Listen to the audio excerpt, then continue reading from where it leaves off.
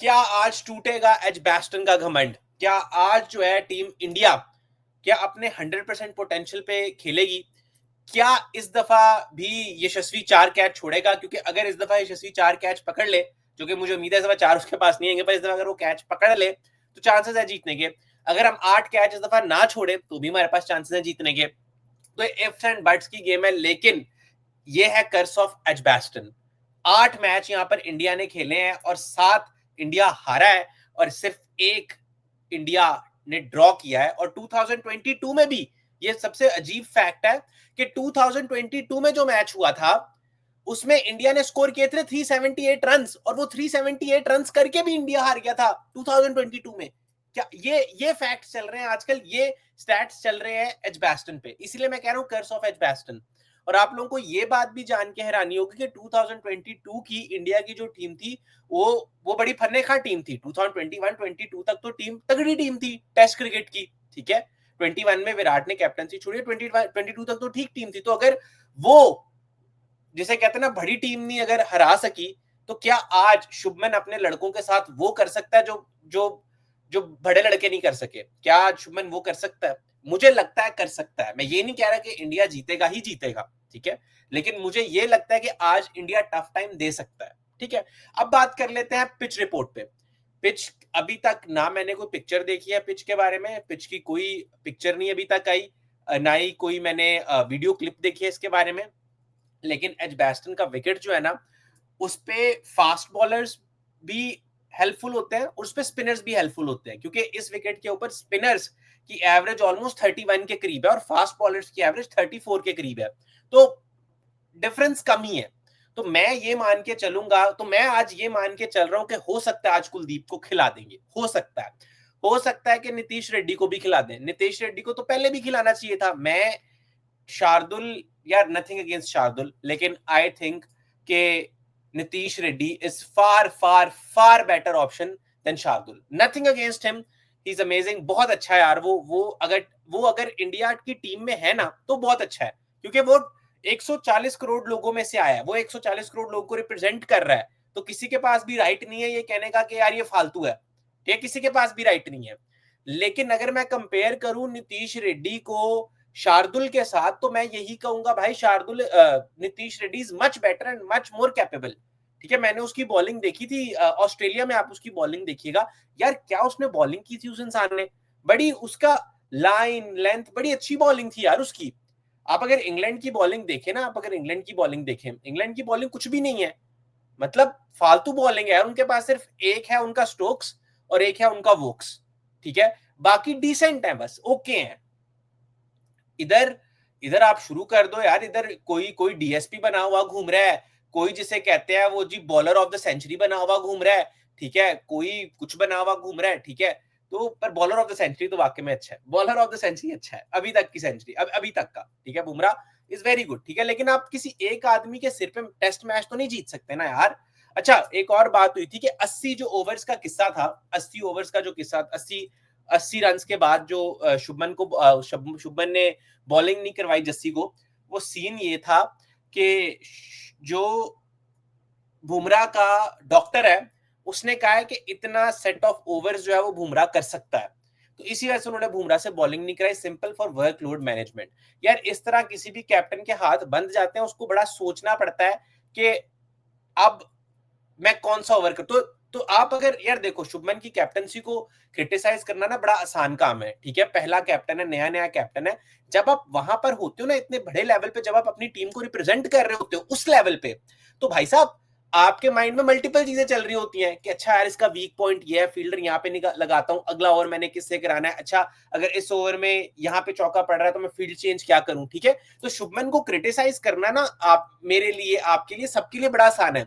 लेकिन आप अगर एक दफा उसके शूज में आके देखो ना, कभी उसके पर्सपेक्टिव से आकर देखो, तो एट दिस मोमेंट वो एक बहुत टफ जॉब कर रहा है, मतलब वो एक हार्ड जॉब कर रहा है यार, क्योंकि 140 करोड़ अवाम, जिसमें से मतलब मान के चलो 70-80 करोड़ लोग, ठीक है, उससे उम्मीदें लगा के बैठे हैं कि ट्रॉफी लेकर आएगा इंडिया इंग्लैंड से। ट्रॉफी नहीं भी लेके आएगा तो टफ टाइम दे के आएगा, तो वो प्रेशर उस पर।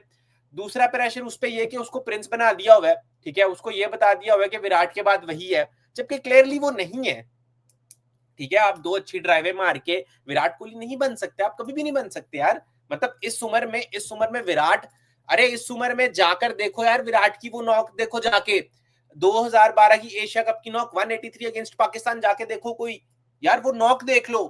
3 आई थिंक 330 चेस डाउन कर लिया था विराट ने श्रीलंका अगेंस्ट ऑस्ट्रेलिया में जब बाउंड्रियां इतनी बड़ी बड़ी होती हैं, अबे वाघा बॉर्डर से बड़ी बाउंड्रियां होती हैं भाई, किधर बैठे हुए हो? ठीक है, वो उन बाउंड्रियों की अपनी अपनी अपने आप में एक लाइन ऑफ कंट्रोल होती है, किधर बैठे हुए हो, क्या बातें कर रहे हो? ठीक है, तो विराट जैसा तो नहीं है, वो शुभमन है, उसको शुभमन ही रहने दो। बट मैं अगर उसके पर्सपेक्टिव से बात करूं तो इस वक्त उसके माइंड में बहुत चीजें चल रही हैं, प्लस प्लस गौतम गंभीर एक नाराज होने वाली आंटी है, मैं तुम लोगों को सही बता रहा हूं। मैं क्यों कह रहा हूं ये, अभी उसके माइंड में, अभी वो गौतम गंभीर शुभमन को क्यों लेके आया? गौतम गंभीर शुभमन को इसलिए लेके आया कि भाई नया लड़का मेरी बात सुनेगा, मेरी मर्जी की चीजें होंगी, सब कुछ मेरी मर्जी का होगा। यही है उसके पीछे का माइंडसेट। और विराट को रिटायर कराने में भाई इस आदमी का बहुत बड़ा हाथ है। विराट ने 2 गालियां के दे दी, इसने तो उसका 2 साल का करियर ही खा लिया भाई टेस्ट का। ठीक है, उसने उसने भाई 2-3 गालियां क्या दे दी, तो उसके 2-3 साल खा गया भाई ये आदमी। मैं सही कह रहा हूं तुम लोगों को? ठीक है, इसके पीछे इसने कुछ ना कुछ उसको बात की होगी। ठीक है, नहीं तो विराट ऐसा आदमी है नहीं है कि वो जैसे कहते हैं ना भाग जाए। क्योंकि यार अब देखो, आप देखो, वो आदमी तैयारी कर रहा था, वो आदमी फुल जोन में था कि प्रैक्टिस कर रहा था वो, तो कुछ ना कुछ तो हुआ है। और ये विराट किसी दिन बताएगा आके अपने किसी इंटरव्यू में, भी उसका कोई इंटरव्यू हुआ नहीं है क्योंकि सबके सब इधर बिजी हो गए इंडिया वर्सेस इंग्लैंड में। आईपीएल के 10 बाद वो लंदन चला गया क्योंकि स्टैम्पीड इंसिडेंट हो गया। ठीक है, और उसके बाद वो ये लोग सारे इधर बिजी हो गए, तो अभी विराट का ना कोई इंटरव्यू नहीं हुआ। जहां उसका इंटरव्यू हो गया वो आप लोगों को बताएगा, मैं आप लोगों को सही कह रहा हूं, वो आप लोगों को बताएगा कि यार हुआ क्या था एक्चुअली, और वो बता देगा किस दिन। ठीक है, वो बैठा बैठा अगर आप उसे बिठा लो ना अपने पास, तो आप अगर उसके इंटरव्यूज भी देखो ना, वो आहिस्ता आहिस्ता करके ना बातें खोल देता है, आहिस्ता आहिस्ता करके वो अपने टीम जिनके साथ खेलता है उनकी बातें खोल देता है, तो बात कर देगा। लेकिन लेकिन यार गलत हुआ। अब बात करते हैं बैटिंग की। देखो, ये मैंने पहले भी कहा था कि इंडियन बैटिंग इज वेरी तगड़ी, इज वेरी स्ट्रॉन्ग। ठीक है, इंडियन बैटिंग तगड़ी है। ठीक है, और मैं ये मान के चलता हूं कि ठीक है, उनकी तरफ जो रूट है, उनकी तरफ डकेट है, और फिर उनकी तरफ स्टोक्स एंड ऑल दैट, और फिर उनकी तरफ हैरी ब्रूक भी है। हैरी ब्रूक बहुत अच्छा बैट्समैन है, I am not going to lie, Harry Brook तगड़ा बैट्समैन है, बहुत अच्छा बैट्समैन है। जो पिछला मैच फंसा था, पहला टेस्ट मैच, जो कि जब 2 विकेट बैक टू बैक निकली थी, जब स्टोक्स और इसने आके मैच बनाया था, स्टोक्स और रूट ने जब मैच आके दोनों ने मैच बनाया था, वहां पे भी जो अगर ब्रूक्स टिक जाता ना, वहां पे मैच थोड़ा जल्दी खत्म हो जाता। ठीक है, और ब्रूक्स ने पहली इनिंग्स में, डिस्पाइट बुमराह ऊपर से 3 निकाल गया था, डिस्पाइट उसके इंडिया के पास पास लग गए। और मैं सुन रहा था वहां पे लोगों को कहते हुए, हाँ जी इंडिया जीत रहा था, लिटरली ऐसे बैठ के इंडिया जीत रही थी। मैं ये कह के चलूं कि इंडिया 4 दिन जीत रही थी, 5वें दिन आके हार गई, तो आप मानेंगे नहीं ये बात? भाई ये बात मानने वाली है ही नहीं है। कैसे मान लू मैं ये बात? इंडिया कहाँ जीत रहा था 4 दिन? देखो, आपने पहले बारी ली, आपने बहुत अच्छी बारी ली। ठीक है, फिर आपने कैच छोड़े, आपने हाथों में कैच छोड़े। ठीक है, और आपने जैसे कहते हैं कोई मौका नहीं छोड़ा। आप इंडिया इंग्लैंड कम अपने लिए खेल रहा था, आप इंग्लैंड के लिए ज्यादा खेल रहे थे। ठीक है, और उन्होंने डिस्पाइट ऑफ बुमराह स्ट्राइकिंग कर ली, स्टिल उन्होंने 450 आप पे पेल दिया, आप पे डाल दिया, 450 आप पे दाग दिया। ठीक है, जब उन्होंने आप पे 450 दाग दिया, ठीक है, दूसरी इनिंग्स आती है, दूसरी इनिंग्स में ऊपर से जल्दी निकल जाते हैं। ठीक है, फिर केएल और ऋषभ पंत की इनिंग्स होती है। ठीक है, अब केएल का भी एक कैच निकलता है, अगर वहां पे वो कैच ना निकलता, अगर वो स्लिप पे कैच ना छोड़ते वो लोग, वो एक दफा स्लिप पे कैच छूटा था, एक दफा मेरे ख्याल से 2 स्लिपों के बीच में से भी बॉल एक दफा गुजरा था, if I am not wrong. ठीक है, तो 2 दफा उसको चांसेस मिले हैं, 2 दफा। ठीक है, उसके बाद ऋषभ पंत की बारी पे उसने पीछे वही नहीं ली हुई, स्लिप ही नहीं ली हुई। भाई स्लिप तो ले ले, अगर वहां पे भी स्लिप ले लेता, थोड़ी सी अगर बैड कैप्टनसी ना हो तो ऋषभ जल्दी निकल जाता। ठीक है, स्लिप ली नहीं हुई थी, तो भाई साहब वो बच गया। ये स्लिप भी नहीं ली हुई थी, तो अगर वहां पे वो स्लिप ले लेता और अगर वहां पे केएल का कैच पकड़ा जाता, तो भाई गेम खत्म थी। ठीक है, ये मैच 350 और लास्ट दिन पे 300 कुछ नहीं चाहिए होता था, ये खत्म हो जाना था, किसा है मैच जल्दी खत्म हो जाना था, ठीक है। फिर आते हैं इंग्लैंड की बैटिंग पे, पहले टेस्ट की, ठीक है, तो इंग्लैंड ने बारी बुरी नहीं लिखी थी, इंग्लैंड की बारी, बुमराह ने और सिराज ने अच्छी स्टार्टिंग में बॉलिंग की थी, अच्छे लाइन अच्छी लेंथ पे बॉलिंग की थी, बट वो दिन था भाई जैक और डकेट का, जब जब बेन डकेट अपने फुल सॉन्ग पे हो, तब भाई उसको तुम कुछ भी कराओ, कहीं से भी गेंद ले आओ, वो तुम्हें आउट ऑफ द पार्क मारेगा। प्लस फिर बुमराह का था कि भाई आप बुमराह को लिमिटेड ओवर्स ही करवा सकते हो, आप बुमराह, वो एक एक चीज आ जाती है, फिर एक कप्तान के पास होता है कि यार मैं इसको कैसे यूज करूं, वो फिर कैप्टन के पास होता है मैं इसको कैसे यूज करूं, राइट। हालांकि बुमराह जैसा बॉलर आपको जब विकेट चाहिए होती है आपको लाके देता है, ठीक है। और ये हमने आईपीएल में भी देखा है, जहां बुमराह फेल हुआ है वहां पे मुंबई इंडियंस मैच से बाहर हो गई, ठीक है। अब यहाँ पे फोर्थ इनिंग्स में बुमराह ने स्ट्राइक नहीं किया, मैच हार गए, ठीक है। तो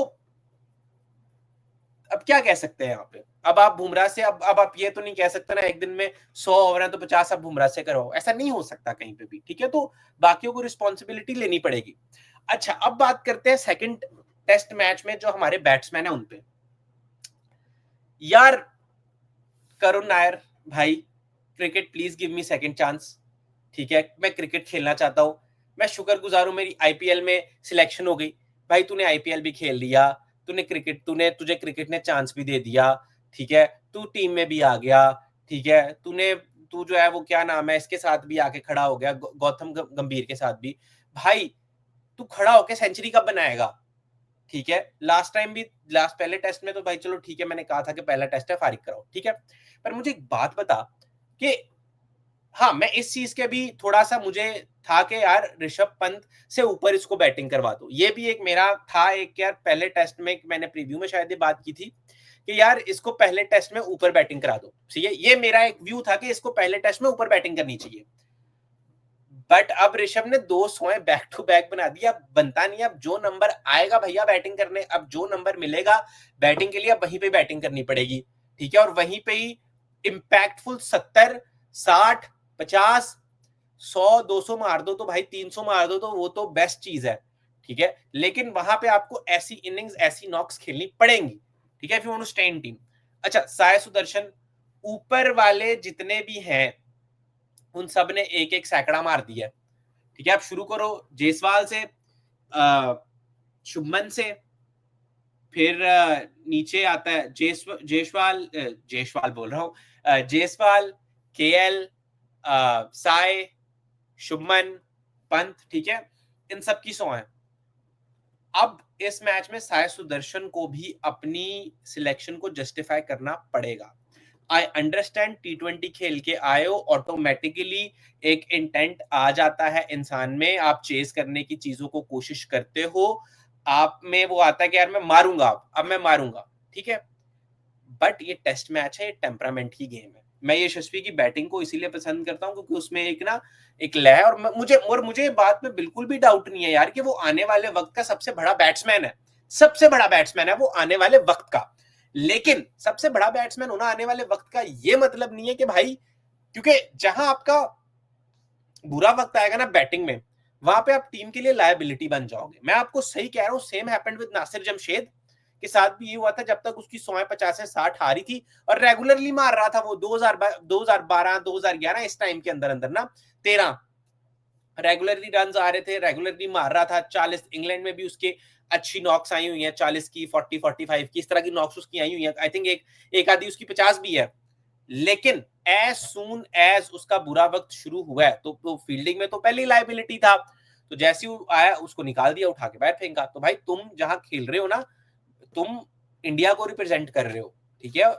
अगेन वहां पर हर दूसरा आदमी क्रिकेट एक्सपर्ट है, हर दूसरा आदमी क्रिकेटर, हर दूसरा आदमी क्रिकेट का शौक रखता है, ठीक है। तो भाई अगर आप ये कह रहे हो कि आप एक मैच में 4 कैच छोड़ के नाचोगे and you will get away with it, it's not going to happen, I am telling you straight away, I am telling you, ठीक है, ऐसा कुछ होने नहीं वाला, ठीक है। तो यार दोस्तों, मिलते हैं अगली वीडियो के साथ, तब तक के लिए खुश रहिए, अपना ध्यान रखिए।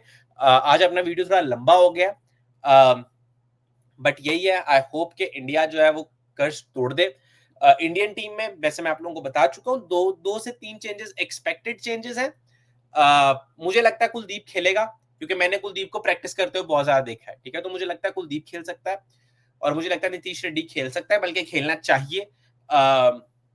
और उसके बाद आकाशदीप खेलेगा। तो ये है, अर्शदीप को आज भी मौका नहीं मिलेगा। बट मुझे एक, अगर कोई मुझसे पूछे तो मुझे शुरू में लग रहा था कि हो सकता है अगर कुलदीप नहीं खेल रहा तो आप अर्शदीप को ट्राई कर सकते हो, बट अब ऐसा कोई सीन है नहीं है। अब आकाशदीप ही खेलेगा। They are going with experience over a debutant. But कई दफा ऐसा होता है कि एक डेब्यूटेंट आके एक एक्सपीरियंस से अच्छा खेल जाता है। तो चलो यार, देखते हैं क्या होता है। मिलते हैं अगली वीडियो, तब तक के लिए खुश रहिए, अपना ध्यान रखिए। See you in the next video.